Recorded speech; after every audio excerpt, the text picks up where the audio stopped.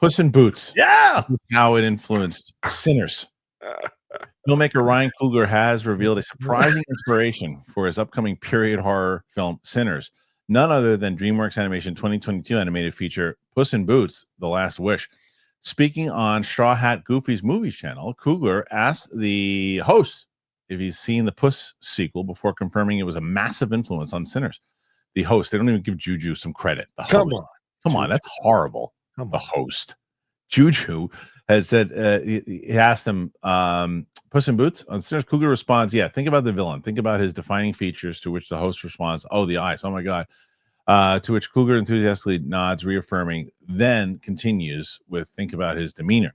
He adds that his go-to-board artist, Luis Gonzalez, worked at Pixar for almost 20 years. And on other films like The Iron Giant, Gonzalez reportedly boarded around 80% of Sinners, making nearly 5 times its budget at the box office after a slow start. Puss in Boots: The Last Wish received acclaim upon release as one of the best works to come out of DreamWorks Animation with a 95%. Yeah. A key part of that was Wagner Moura's White Wolf antagonist, who was the embodiment of death, complete with sinister whistle, red eyes, and twin sickles. The character was fierce when required and eerily calm otherwise, resulting in a villain that generally got under the skin. Whether the Sinners villains can live up to that, we'll have to wait and see. With 45 reviews counted, the film is sitting on an astonishing 100% on Rotten Tomatoes. This is a perfect example of what we were just talking about before, John. Because I'll tell you, I saw the movie and I loved it. It's my favorite movie of the year thus far in a young year. And one of the dumb comments I got was like, oh, the only reason this guy's saying is because a black director did it and he doesn't want to be looked on as woke, as anti-woke or whatever too. And I'm like, Jesus, it's Ryan Coogler. The guy is, it's such a good movie. It's such a good movie. And the way Ryan Coogler does this entire thing, from the music being a character, and now that I hear this quote, I can definitely see it. Jack O'Connell is excellent as the villain, excellent, and plays this very similar to this. And I wouldn't be surprised if Ryan Coogler told him, "Go watch Puss in Boots." What a great note that would be to get from Ryan Coogler. And if anyone like, all right, what should I watch? Should I watch like Nosferatu? Should I watch like what should I watch? Go watch Puss in Boots. What? Yeah, watch Puss in Boots. I'd be like, all right. If Ryan Coogler's telling me that, I'm like, yeah, okay, watch Puss in Boots. Tell me what I'm watching. It's kickoff time. What's that mean? It means the tax season is here, everybody. I know it's not the most exciting time. I get it. But it is a great opportunity to make some smart money moves. What is KIKOFF? They are the #1 credit building app in the App Store, and plans start at just $5 a month. There's no credit check. There's no hidden fees.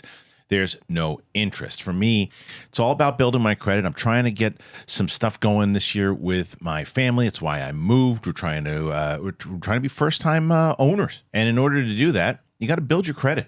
So for me, that is what I'm looking for. For KIKOFF, I heard about them. We found out about them. The way that works with sponsors is like, do you think this would be a right fit for your show? And I said, would it be ever? I mean, are you kidding? And it changed my credit quick, because I just did the work. Because if your credit is under 600, you could jump to like 84 points with on-time payments. KIKOFF is very smart. It's a legit credit hack. It's got no catch. It's got no credit check. It's got no hidden fees, and it has no interest. It's simple.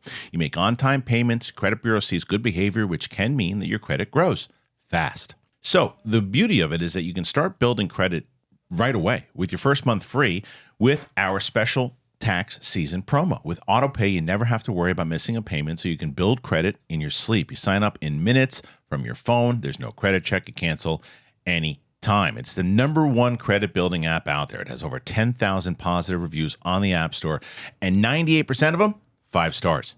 So tax season is the perfect time to take control of your financial future. For a limited time, get your first month free at getkickoff.com/Kristian. Do not wait. That is kickoff without the C. Get your first month free at KIKOFF.com/Kristian. So you must sign up via getkickoff.com/Kristian to activate this offer. Offer applies to new customers. First month only. Individual results may vary, subject to approval. Offer subject to change. Terms and conditions may apply. Kickoff credit score starts at $5 a month for 12 months. Average first-year credit score impact of plus 84 points. Vantage score 3.0 but between January 2023 and January 2024 for Kickoff credit account users who started with a score below 600, who paid on time, and had no delinquencies or collections added to their credit profile during the period. Late payments may negatively impact your credit score. But what do you think about these comments? This is great. You know who should be going crazy about this right now? Who? Fan Animator in the comments. Yeah. Nuts. Animation's not for kids. Animation's not for kids. Because clearly Ryan Coogler made this not for kids. Yeah. What do you think? By the way, I love the fact that he's referencing Wagner Moura. Wagner, a really good actor, Civil War, and right now he's in Dope Thief, that really awesome show on Apple TV. So shout out to him. No surprise, because that voiceover work he did is essential to really getting across the character that he did in that Puss in Boots film, along with the animation. So it's no surprise that Ryan saw that, and it was an inspiration for what they were doing. And his go-to board artist there, Luis Gonzalez, what he was doing to evoke that. So to me, that's a great thing to see.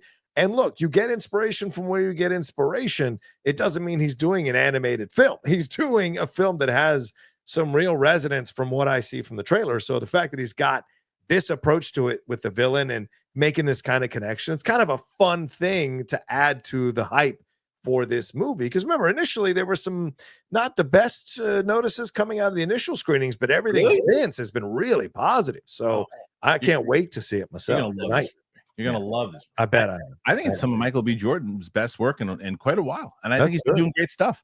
RB3 is going to be real mad to hear about that. I think he's come around on Michael B. Jordan. Has he? Yeah, I think so. I think last time I spoke to him, I think he came around on him a lot. I can't remember. I don't remember which movie it was, but I don't think he's as tough on him as he used to be. But I think he's so good in this, and he has to really be. You have to be able to, believe that both twins are different people, and I think he does an excellent job of that. I also think Ryan Coogler does an excellent job of being able to make sure that that it's different people. Right. It's a movie. I always say to myself, there's some movies like you said, like Warfare, which I didn't see, but it's just not built for rewatch. Right? It's not built for it. It doesn't speak in the quality of the movie. It's just not built for emotionally to go through that again. Right. Yeah. The brutalist. There's other movies that are built for rewatches that you just don't want to rewatch again because you're like, it's just not a good movie. This movie is the opposite of that. This to me is like, I can't wait to watch this again. I still think that the trailers give away way too much, but it does. Did you see the second trailer? I did. Yeah. With what's his face? I don't want to spoil it for anybody because it gives away way too much. It's stuff like I was waiting for the stuff to see in the trailer that I saw because they set you up in a way that you're not supposed to know it. But I saw the trailer, so I knew it. And I'm like, damn it. But it doesn't take away from how good the movie is.